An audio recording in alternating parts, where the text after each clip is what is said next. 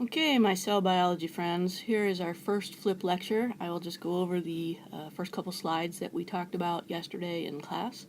But really, when we talk about the beginning and the introduction of cell biology, it's where do we begin with that? And what we started with was, when did the first life form begin? And if we look at when the Earth came about approximately 4.6 billion years ago.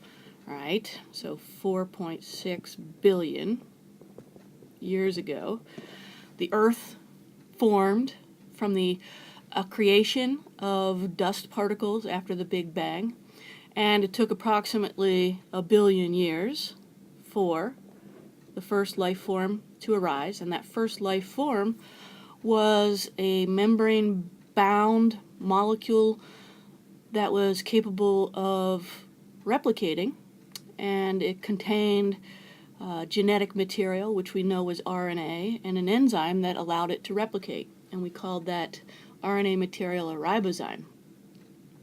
So if we begin with the origin of life, approximately 3.5 billion years ago, we've been around a long time, and through the course of evolution, right?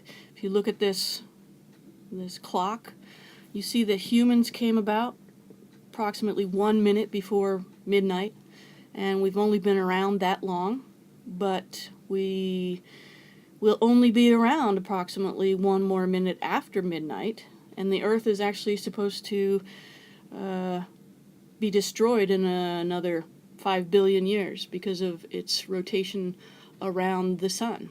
So we don't have much time left, but we have a lot of things to do between now and then.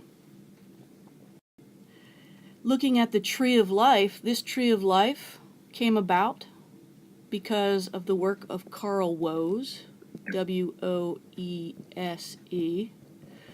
who found the 3 domains of life: the eukaryotes, the archaea, bacteria, and bacteria, or eubacteria. And what he studied was RNA. All living organisms have RNA. That's an interesting feature. And he studied ribosomal RNA. All living organisms also have ribosomes. And he compared the sequences of the rRNA in organisms across all 3 domains. And prior to being domains, there were all sorts of classifications. There was Linnaean classifications, and it evolved to the point where we know that there are these 3 domains of life. If you look at the very bottom of this tree, you see the common ancestor cell being an important part of this. It was a membrane-enclosed molecule of RNA. And if we look at the branches on this type of phylogenetic tree, the length of the branches is a direct correlation to the number of changes in the rRNAs from one species to another. You see humans are up here on this very top branch, and we're very close to yeast and maize, which is corn, but we're not that far away from paramecium, euglena, trypanosoma, giardia, all right? These changes along the branches are changes in the rRNA sequence. And this feature here says that the length of this is 1 change per 10 nucleotides in their genome. So knowing how long a particular genome is from one to another will tell you how many differences there are. So we're going to discuss the differences between eukaryotes and prokaryotes. Euks and proks. Because really, we are different than prokaryotes, and prokaryotes include both archaea and bacteria. And we often think of these as being incredibly similar. It's interesting, there's a lot of similarity between archaea and eukaryotes, but there's also a ton of similarity between archaea and bacteria. So if we look at the features that prokaryotes have, one of the first things you will see is that prokaryotes contain a nucleoid. And in that nucleoid, they have their genetic material. And as we said yesterday in class, the genetic material for all of these organisms now is DNA. Prokaryotes also contain ribosomes. The ribosomes in prokaryotes are going to be slightly different than that in eukaryotes. The size of these are 50 and 30 S. S stands for Svedberg unit. And you can also think of it as sedimentation rate.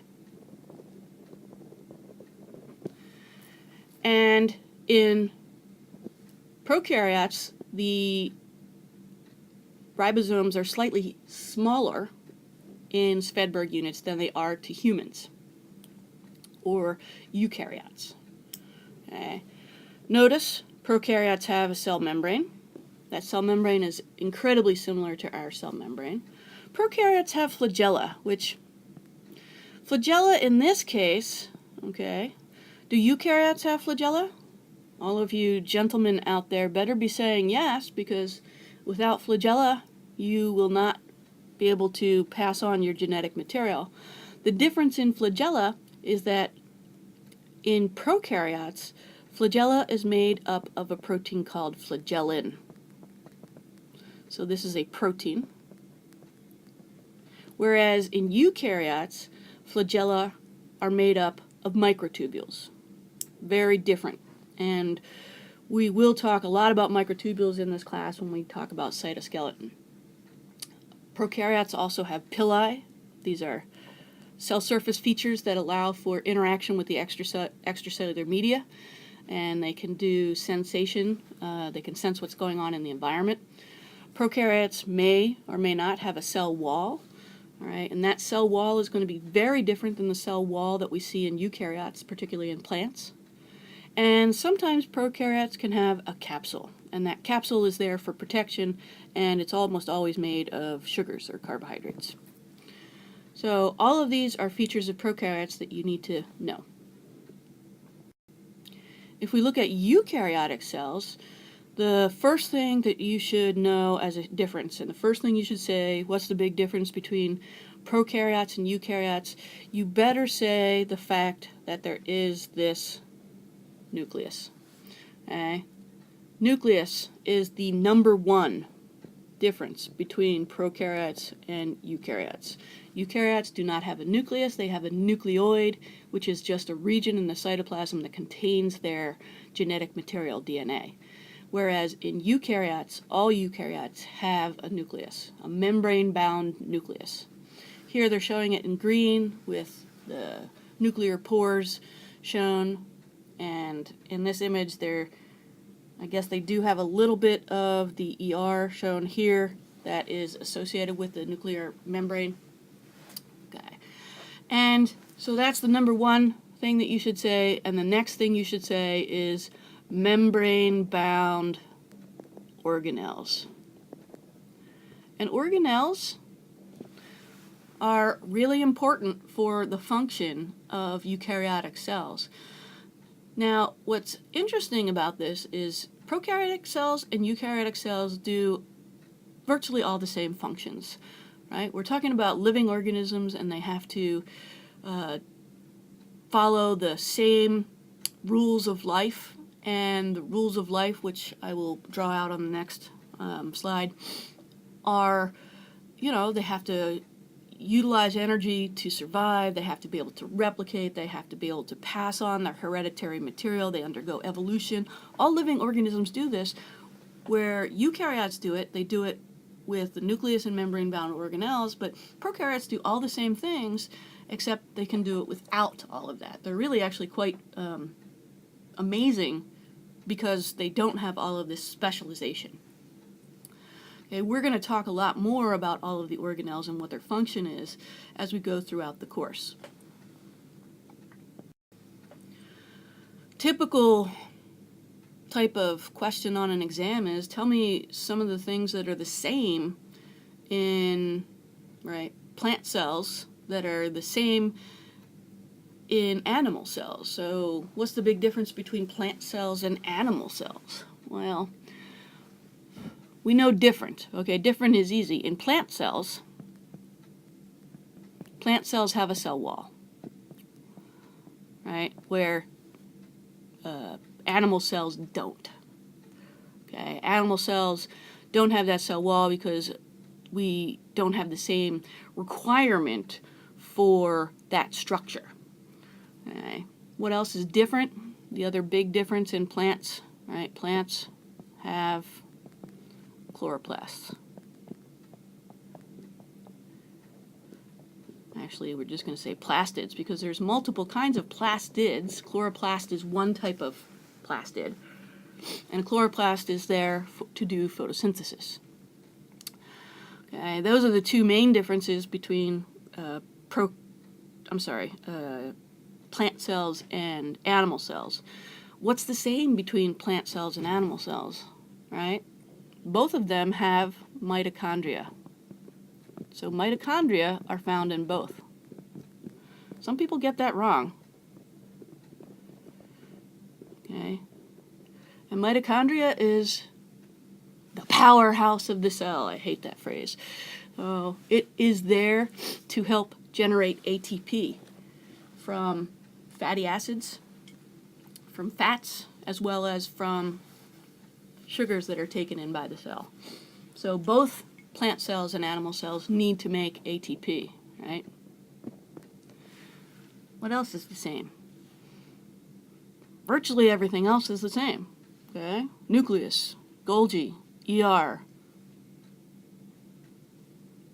What else is there? I mean, almost everything is the same. Ribosomes are the same. Okay. So be careful what you say with respect to what's the same and what's different. Okay, when I ask you a typical kind of question like this on an exam, tell me the similarities between prokaryotes and eukaryotes. You know, write that down right now because you'll see that again. What's the similarity between prokaryotes and eukaryotes? What do they both contain? What's the difference between those two? These are the kinds of things I like to ask on quizzes and exams. If we look at a typical prokaryotic cell, okay, this is an EM image, electron microscopy. Okay, we're going to talk about these techniques, but right now, okay, understand that electron microscopy is a far more powerful tool to look at cells and cell structures than light microscopy. Any kind of light microscopy isn't as powerful a tool as EM. However, EM has benefits and drawbacks, just as everything does, compared to light microscopy. But this is an EM image, an electron micrograph. And it's made by shooting electrons at a sample. And the electrons, right, how big are electrons? Electrons are tiny. What can electrons hit? Can electrons hit electrons? Not usually. Okay, that's not going to happen because they're so tiny. So electrons can hit the nuclei of atoms. Not the nucleus of cells, the nuclei of atoms. And what's in the nuclei of atoms? Protons and neutrons. Right? So electrons can hit these guys. And what's normally done with samples that are being treated for electron microscopy is that these samples are treated with heavy metals, and heavy metals will preferentially bind to proteins. Okay? So heavy metals bind proteins. And so what you see on an EM image is almost always proteins. So let's look at this image of a prokaryotic, a bacteria. What you see, okay, on the very outside here is plasma membrane, or it could be cell wall. In this case, I do believe it's the plasma membrane. And So what are plasma membranes made out of? What's our membranes made out of? Lipids. And lipids aren't stained by EM. But what you'll see is that these lipid bilayers are filled with proteins. And as you can see here, when you look between these two, right, so you have lipid here and you have lipid here, but between the two, okay, where I've just colored blue, that's the actual fatty acid tails, not stained with for EM with the heavy metals. And so often what you see is what looks like empty space when you're looking at fatty acids. And then interestingly enough, all of this material that looks empty, right, whitish, what do you think that is in the inside of the bacteria? That's the nucleoid. And so nucleic acids also do not stain with heavy metals. So all of this kind of all over the place is the genetic material in the nucleoid. So I wouldn't say that the nucleoid is a very organized spot. It's kind of all over the place. But it's something we've called the nucleoid. Interestingly enough, all right, we have names for what looks dark. So what looks dark in an EM image is called electron dense. Let's just move this up a little bit. Okay, so what looks dark, which is stained, so dark, is electron dense. And what looks light is called electron lucent. Lucent means light. And lucent, the electron lucent places are where you're going to see lipids, nucleic acids, fats, all right? Whereas the dark is where you're going to find proteins. And so what you see in a bacterial cell is a lot of proteins in the cytosol that are almost all linked to the membrane, and you can see the very outer edge of the membrane that's filled with proteins as well. We call prokaryotes simple. Simple is only because we're simple. They're simple, but they're just as complex as we are. They have a lot of the same functions that we do. They do them with many less proteins than we do, and they do it without having any membrane-bound organelles within their cytoplasm. In this cartoon image of a prokaryote, right, they're showing you the nucleoid. That's okay. It looks very organized to me, but that's not exactly what we saw on the EM. Here's the flagellum, which is made of the protein flagellin.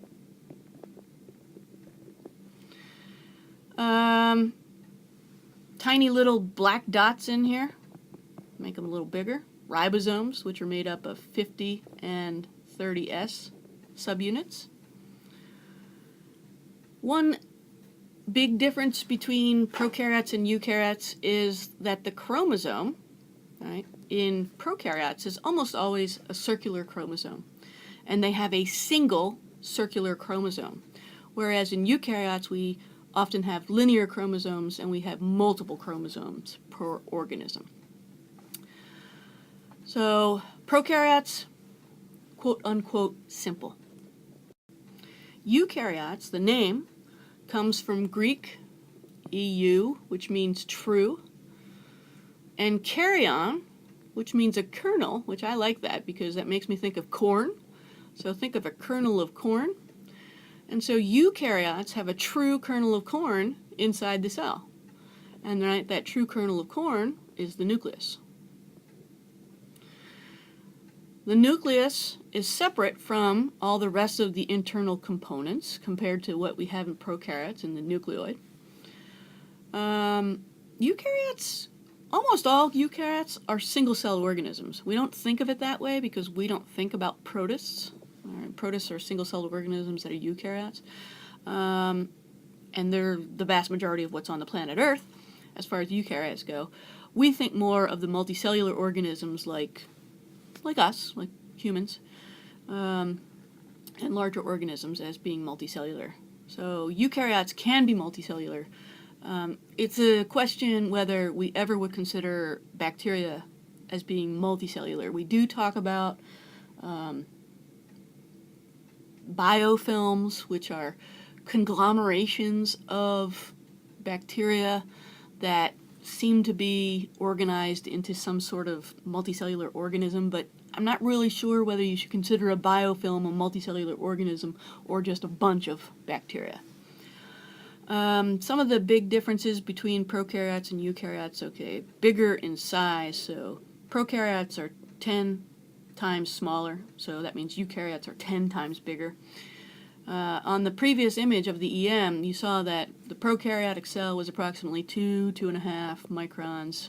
Okay, that means 25 microns maybe is a eukaryotic cell. Interesting. So cytoskeleton, we mostly think that there's no cytoskeleton in prokaryotic cells, whereas there's a very organized cytoskeletal network in eukaryotic cells. This may be changing. There is some evidence now to suggest that cytoskeleton may be found in prokaryotes, but it's not the same as ours. It's interesting, as science proceeds, we all these things, no, there's none of this, but it's because we're looking for what we already have. There's maybe something that came before what we had. And so cytoskeleton, it's more of a eukaryotic feature than it is of a prokaryotic feature at this point in time. And membrane-bound intracellular organelles. There's lots of different kinds of eukaryotes. All right, I already told you protists, right, are single-celled organisms that we think about as, you know, the smallest of these eukaryotes. And the one that I like to talk about are diatoms. Diatoms are these amazingly beautiful single-celled organisms that have this calciferous exoskeleton that is absolutely fascinating. That if you look at different diatoms, they're all very different. They're beautiful. And diatoms live in water. All water sources have diatoms, and every water source will have a different combination of diatoms. And when I teach this in class, I like to talk about this because I love true crime stories. And one true crime story was a serial killer in England. He was found out because of where he was dumping the bodies. He was putting them into a marshy area that had a particular set of diatoms, and they found that set of diatoms on his car's gas pedal, and that linked him to these killings and ended up convicting him. So there's a lot of really interesting forensic work that can go about being done looking at different protists, in particular diatoms. I'm not going to pretend to know much about fungi, all right? Fungi, they're everywhere. They're floating around in the air. You're breathing them in all day. There's fungus everywhere. They are eukaryotes. Plant cells, right? Plant cells are beautiful and amazing. We wouldn't be alive without plant cells. Yeast, most of you like yeast. Most of you eat bread. Many of you drink beer. Yeast is our friend. And mammalian cells are what I mostly talk about in this class. Remember the universal features of cells, right? Really living organisms. All living organisms have hereditary information, that's usually DNA, and they have to be able to copy that material, so they have to be able to replicate. Right? And it's interesting because this is actually the list of universal features of cells, not living organisms. All cells copy some of their DNA into RNA in the process of transcription, and all cells take RNA and translate it into proteins, some of which will be catalysts or enzymes. All living cells require free energy, and all cells have a plasma membrane. If you remember, let's say, what are the features of living organisms? So you want to know these, right? Number 1, cell, which means it has a plasma membrane. It has some genetic material that it can pass down as a hereditary feature. All living organisms utilize energy. All living organisms undergo the process of evolution.